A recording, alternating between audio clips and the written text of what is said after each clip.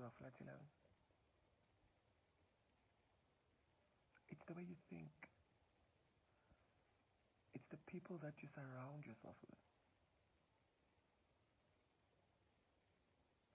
Or it's the way you carry yourself that is holding your life back.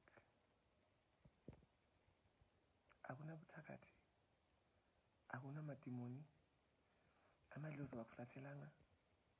It's just the things that you do that are holding you back.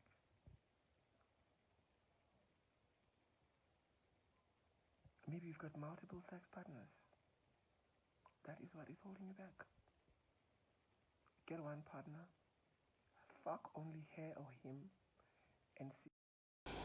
Hello Mzansi, welcome to Mgosi Mzansi. If today is your first time visiting this channel, please do the right thing and click the subscribe button, and also don't forget to smash the like button. Oh man, sad news.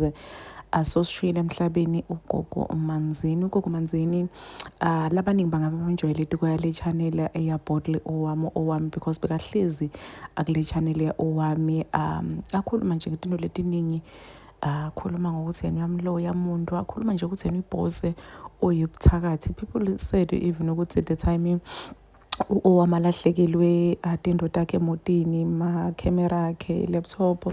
People said ukuthi hayibo wayengayocela lisito kumngane wakho lomkhulu lothakathako ugogo Manzini, wayecela ama-donation instead of going to your friend oyomqela ukuthi akuloyele phela labantu labende lokhu. So indoda yakho Manzini i-release a statement kesana today lesisho ukuthi vele soshile emhlabeni ugogo Manzini. So one thing about leti nyanga leti man tifika kuma social media platforms setikhuluma ngazuthi dona ti-untouchable ngeke nje uzubende lutho just because bona bakhona kusebenzisa muthi.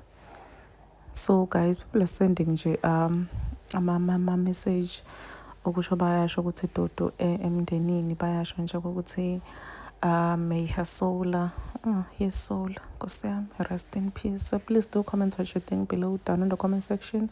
Don't forget to hit the notification bell. I'm signing out, so goodbye.